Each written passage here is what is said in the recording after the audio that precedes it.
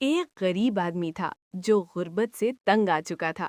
وہ خود کو بڑا شاعر اور عقل مند سمجھتا تھا، اسی لیے لوگ اسے کوی کہتے تھے۔ ایک دن اس نے سوچا، جب قسمت ہی ساتھ نہیں دے رہی تو شاعری کے ساتھ قسمت آزما لیتے ہیں۔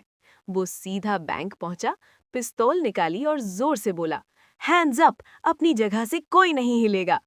پھر وہ کیشیئر کے پاس گیا اور شاعرانہ انداز میں بولا، اپنے کچھ خواب میری آنکھوں سے نکال لو، جو کچھ بھی تمہارے پاس ہے جلدی سے اس بیگ میں ڈال دو۔